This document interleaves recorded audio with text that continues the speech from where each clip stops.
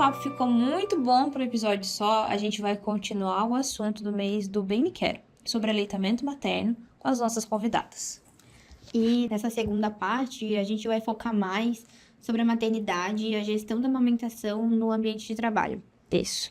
Então, eu ainda não sou mãe, mas a gente sabe que quando as mulheres engravidam, geralmente vem um pouco dessa insegurança, né, em relação ao trabalho, pensando se elas vão conseguir conciliar com a criação da criança, se a empresa vai manter no cargo depois que volta, né, da licença maternidade. Enfim, esse é um momento que gera muitas dúvidas, né? E a gente queria saber como que foi para vocês, quando vocês engravidaram, né? Hoje, num cargo de liderança também, que tipo de orientação que vocês dão, né, para os funcionários de vocês hoje? Eu sempre fui uma pessoa muito controladora, no sentido de que eu gosto de ter as coisas sob meu controle, né? Então, assim, eu gosto de planejar muito, e com a gravidez não foi diferente. Então, 6 meses antes de eu parar o anticoncepcional que eu estava tomando, eu já fui na médica e falei, doutora, o que eu preciso fazer, né? Se eu precisar engravidar, o que eu preciso fazer? Aí ela já me receitou o ácido fólico que a gente precisa tomar. Então, eu já tava tomando 6 meses antes de parar de tomar o anticoncepcional. E aí, ok, deu 6 meses exatamente, eu parei. Eu já tinha programado, ó, dia tal, é a minha última cartela, vai ser o último comprimido. Inclusive, foi no dia em que eu fiz aniversário de casamento. Foi o último dia do meu comprimido.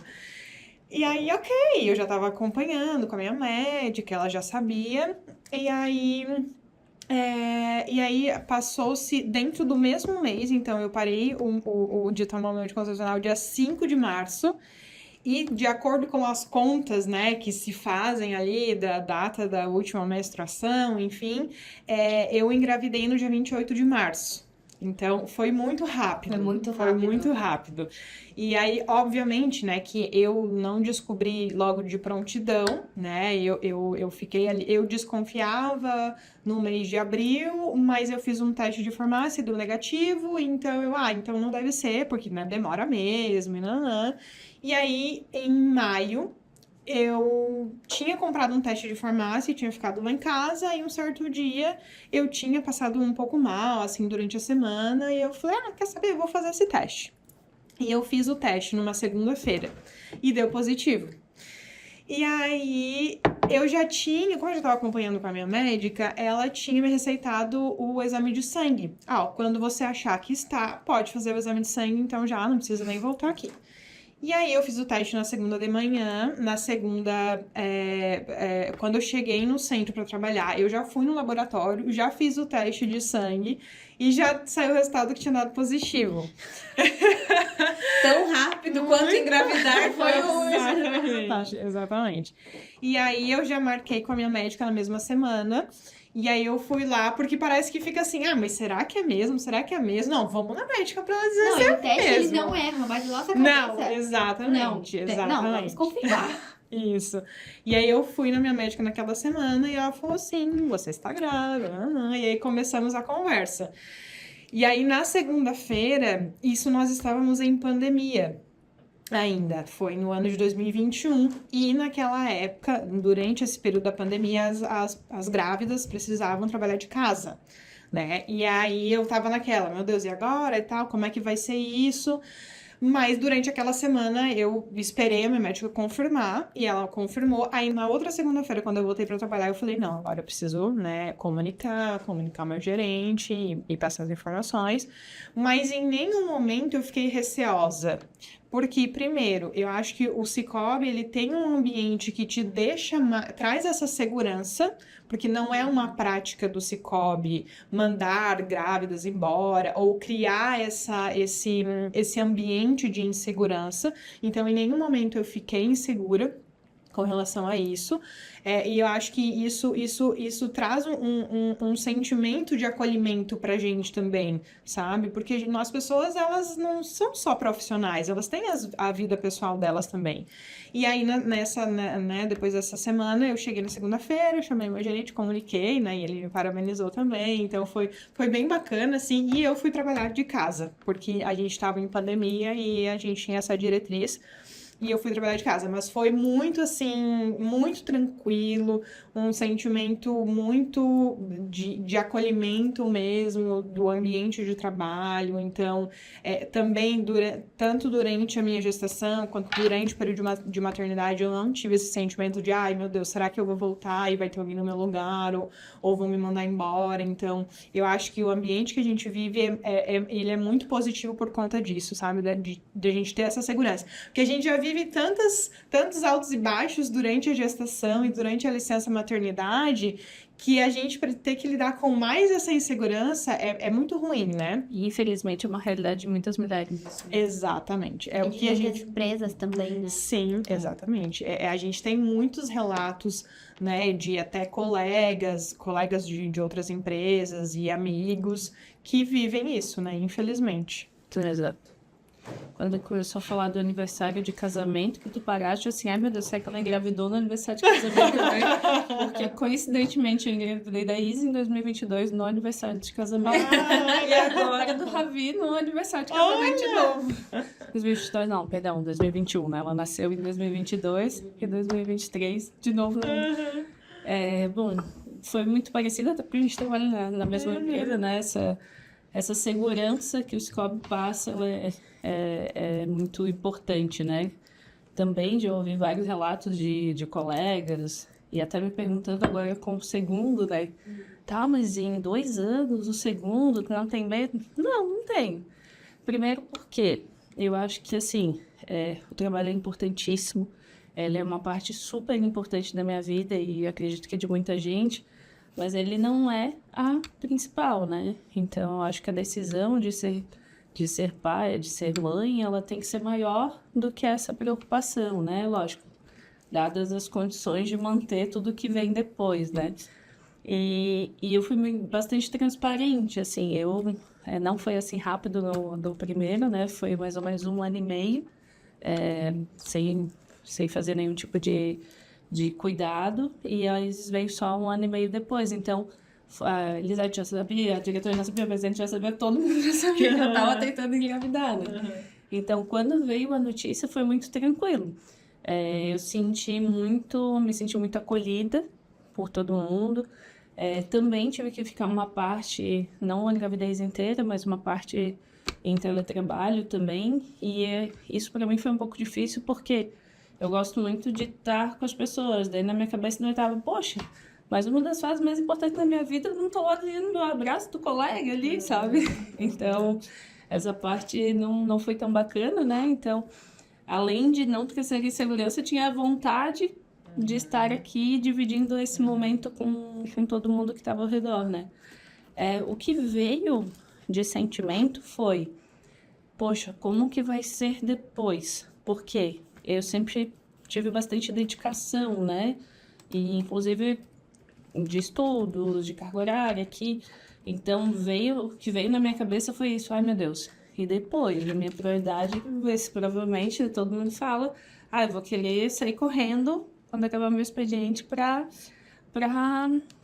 cuidar da Isis, né? E foi assim mesmo, né? Eu acho que depois a gente vai equilibrando vários pratos ali, né? Do autocuidado, de manter uma atividade física, de manter uma rotina.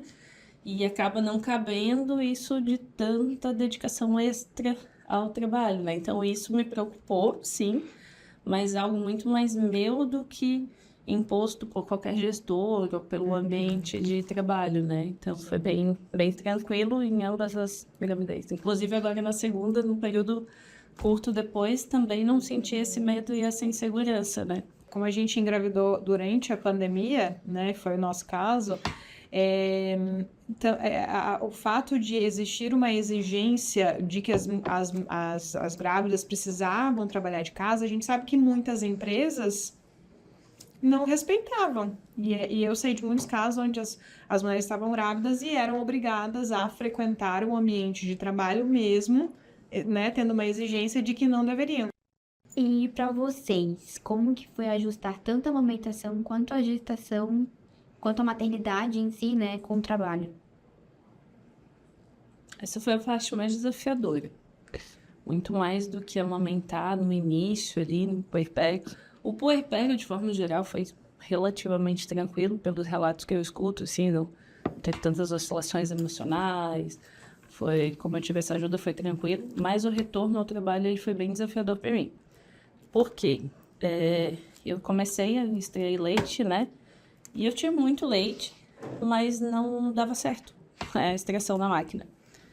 E estava se aproximando a data que eu voltava ao trabalho e eu não conseguia fazer o estoque. Aí, em uma das consultas com a nutricionista, ela me falou de uma máquina que era de uma marca diferente. Eu pensava no preço da fórmula, que também não é barato.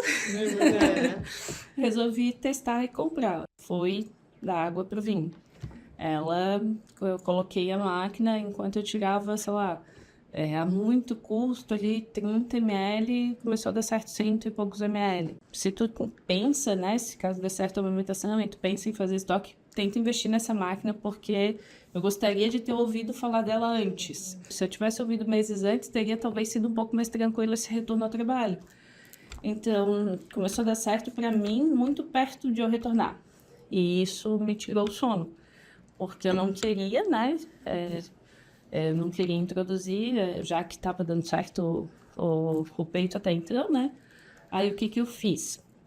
Eu conseguia deixar estoque de leite para de manhã, mas não para o dia todo. A gente foi insistindo, aí com 6 meses veio a introdução alimentar, aí foi ficando um pouco mais tranquilo, mas esse retorno foi bastante conturbado. Provavelmente até esse mês praticamente, que foi que ela foi diminuindo também a demanda, né? Aí junto com eu não estar extraindo nas viagens, daí foi onde eu parei de amamentar. Mas eu já estava nesse processo. Eu já tinha feito um curso de desmame com apego, acho que era o nome, já tinha lido, tinha comprado livrinhos, estava lendo livros com ela sobre essa diminuição, de que ela já está grande, que não precisava, então foi Hoje ela tem quantos anos mesmo? Ela tem 1 ano e 7. 1 ano e 7. Aí, se não fosse o segundo, eu acho que eu estaria amamentando ainda, né? Mas aí também tem uma questão de dar conta ali dos dois, mais viagens e tudo. Aí acabei optando por parar alguns meses antes de ter o segundo filho. São decisões, né? Difíceis, né? Difíceis, Porque... E daí a gente vê também que, assim, a criança tem que estar preparada, mas a mãe também. Acho que a mãe ainda mais do que a criança, às vezes, né? Exato, porque não é mais uma questão nutricional. Lógico, até os 2 anos, né, o Ministério da Saúde recomenda essa amamentação, se possível, mas num certo momento não é mais pela questão nutricional, né, e sim por... tem questões imunológicas que são favorecidas e tal, além da Logística, né? Eu confesso que dá saudade de fazer ela dormir, porque era bem mais rápido. Rápido. Agora a gente tá se reinventando, assim, né? Tá cantando musiquinha, Lendo livrinho. lendo livrinho. Às vezes tu dorme ali e ela tá continua. acordada. Verdade. Mas então foi isso, assim, foi um resumo, foi das fases ali, a mais desafiadora foi esse início do retorno ainda mantendo a amamentação exclusiva, assim, se eu puder falar para alguém, né, comece antes de tocar, não deu certo com uma máquina, não desiste, tenta outra. Tenta outra, né? Exato. Bom, a parte do puerpério foi a mais difícil para mim. E eu digo no sentido de, eu acho que de cair a ficha, né? Não, agora eu sou uma mãe, eu tenho uma criança para cuidar, minha vida não é mais a mesma. Então, essa parte foi difícil para mim, assim, né? Os primeiros 45 dias, acho que foram os mais difíceis. Mas eu sempre fui uma pessoa que, eu brinco, né? Que eu não consigo ficar sem trabalhar. Então, eu sou uma pessoa, às vezes, quando a gente conversa, né? Na roda de conversas, eu falo que eu não conseguiria, eu acho que me dedicar só à família. Não, eu tenho condições financeiras e consigo não trabalhar, né, digamos assim, eu vou me dedicar 100% à família, acho que eu não conseguiria, sabe? Eu precisaria de ter algo, assim, que eu faça, que eu me dedique, algo trabalho mesmo, né? Eu acho que essa é uma parte muito importante para minha satisfação pessoal. Para que eu consiga cuidar bem da minha filha e da minha família, eu preciso cuidar dessa parte de mim também, né?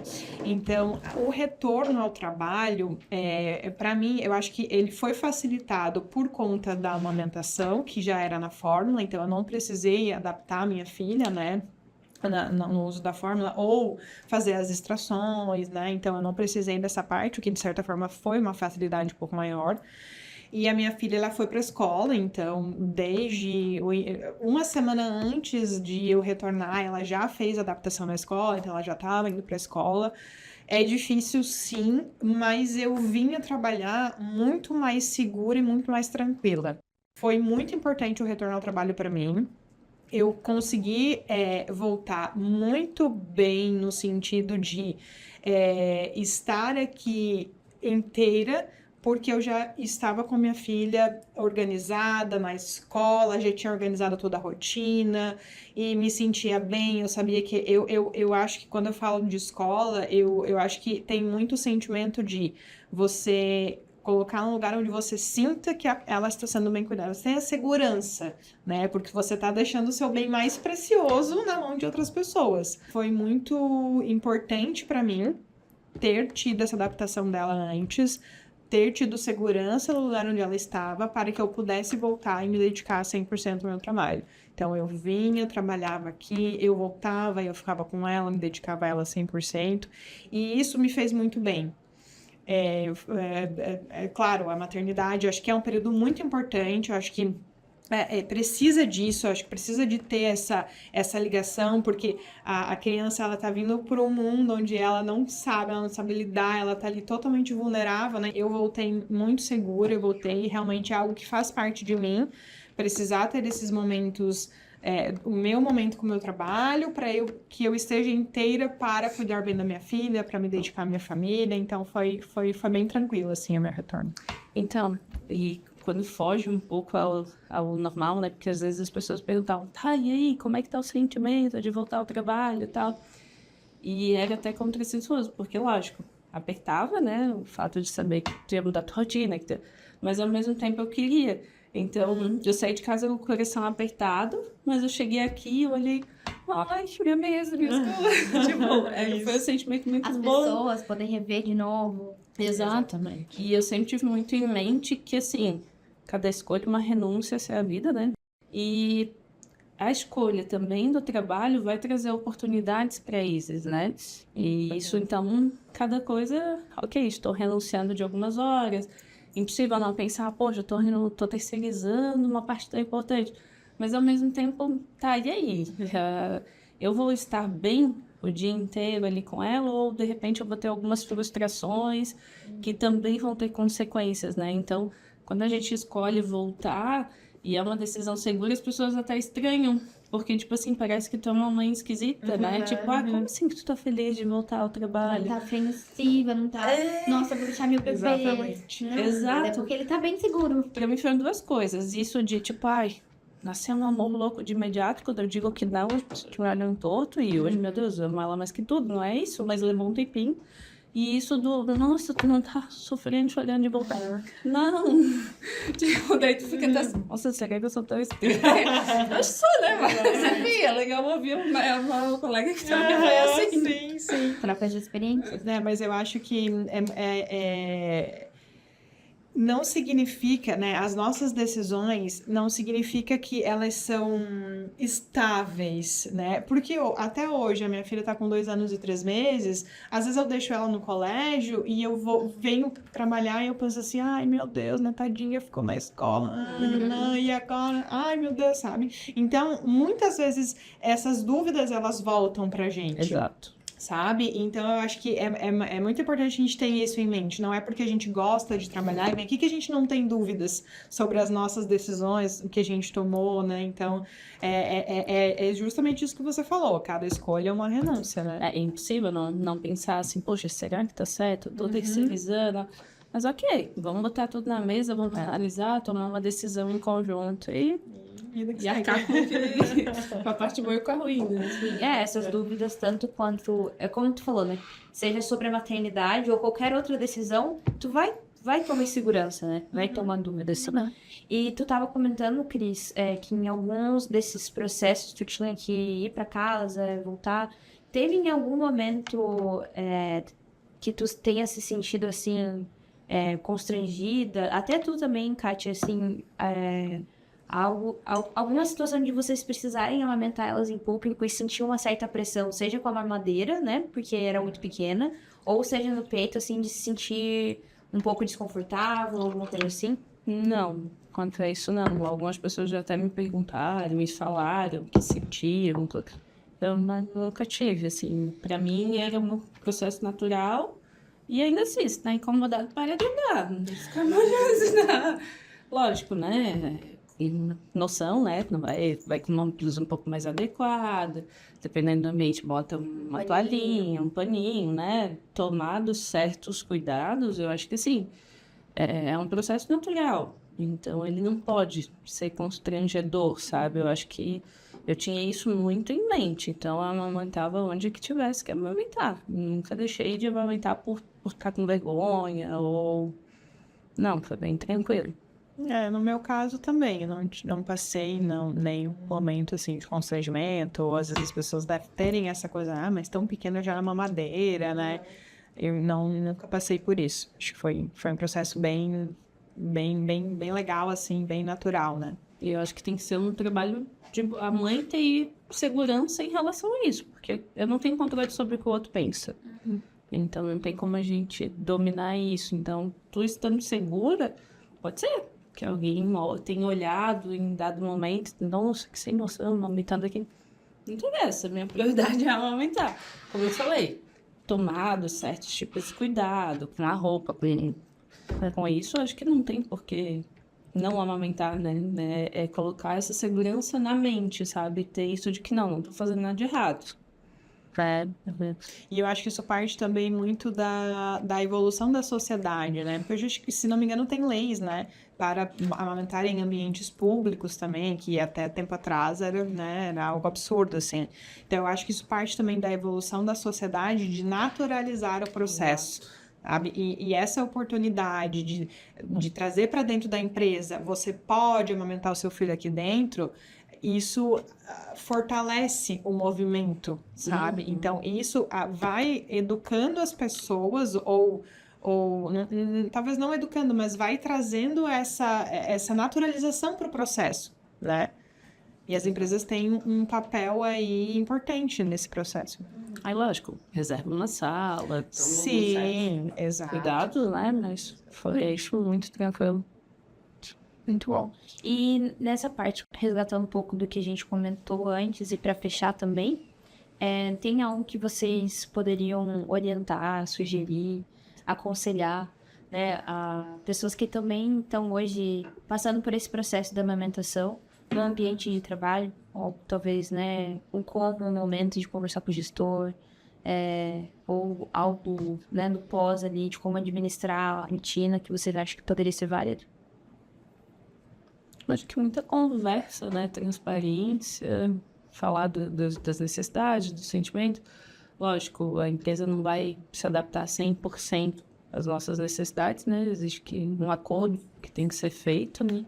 Mas eu acho que é isso, transparência, um pouco do que eu falei, de se preparar com um pouquinho de antecedência. Até lembrei agora que uma coisa que eu também gostaria de ter sabido antes, que além de não estar dando certas extrações, a Isis não aceitava também. Ah, tem isso, né? Tentei colher, tentei, não te marco uma madeira, nada dava certo. Sabe o que deu certo? Sabe aqueles copinhos de, tipo, copo de cachaça? Martelinho. Um martelinho. Adivinha, né? A gente tenta tudo que é jeito, não dava. Daí alguém me falou do tal do martelinho, eu botei o leite ali e começou a dar certo. Então, e tentando de diversas formas, conversar, ser transparente, eu acho que é o caminho. Eu também acho. E eu acho que é uma via de mão dupla, né? Então, ao passo em que as pessoas, elas precisam se sentir seguras no ambiente, o ambiente precisa proporcionar essa segurança para elas também, né? Então, eu acho que a gente, como gestora também, né, Cris, eu acho que a gente também pode proporcionar isso para as nossas equipes, né? De que é um processo natural, de que é algo normal, né? As pessoas terem o desejo de ser mãe ou terem o desejo de não ser mãe, e eu acho que isso deve ser naturalizado dentro do ambiente de trabalho. E a gente também tem um papel importante de manter essa segurança do ambiente, ou de criar essa segurança no ambiente, para que as pessoas se sintam confortáveis, né? Como a gente se sentiu super confortável de chegar e falar, né, para os nossos gestores, olha, né, estou grávida, né, e todo o processo que envolve isso, eu acho que a gente também tem um papel de proporcionar isso, né, de criar esse ambiente, de cultivar esse ambiente dentro das nossas equipes. Então é isso, assim, é se programar, e pensar que cada um vai ter a sua experiência, então a gente pode colher N discursos e experiências das pessoas, mas a gente só vai saber quando a gente passar e que tá tudo bem, e as pessoas vão se adaptando aos poucos, o ambiente de trabalho, a pessoa vai se adaptar, então é um processo. Eu não gosto dos dois extremos, né, Kátia? Eu acho que nem romantizar. Exato. Nossa, e nem dramatizar, porque assim, nem todo pós-parto é ruim, e nem todo filho nasceu uma vida linda e cheia de flores, né? Cada um vai ter a sua experiência, a sua realidade, né? Lidar, se preparar, estudar bastante, eu acho que é uma coisa que é bem interessante, né? Se preparar para uma amamentação, e porque depois que nasce, nossos tempos de estudo diminuem bastante. É verdade. Então, o que a gente puder fazer Antes é melhor. E buscar apoio quando possível também. Rede de apoio, para mim, não, como a Kátia falou, cada pessoa tem sua experiência, mas para mim foi essencial. Eu vou agradecer eternamente minha mãe, minha sogra, meu marido, e agora também, depois que eu voltei ao trabalho, a gente tem uma pessoa, né, que ajuda lá em casa, e eu não sei o que seria sem elas. Exatamente. Dentro das possibilidades que cada um tiver, né? Mas não subestimar como eu subestimei no início, né? Tipo assim, Não conta. Gente, eu fui muito sem noção. Eu programei vários livros para ler na licença maternidade, tipo... Não leu nenhum. Não, eu achei que eu tava de férias, né? Tipo, eu ia tirar de letra. Porque mesmo planejando, né? Às vezes tu engravida em 20 dias. Exatamente. Então tem coisas que fogem, né? Quer dizer, como a Cris ensinou bem pra gente, tudo foge, né? Então, a gente quer agradecer muito a participação de vocês. É muito importante pra gente, né?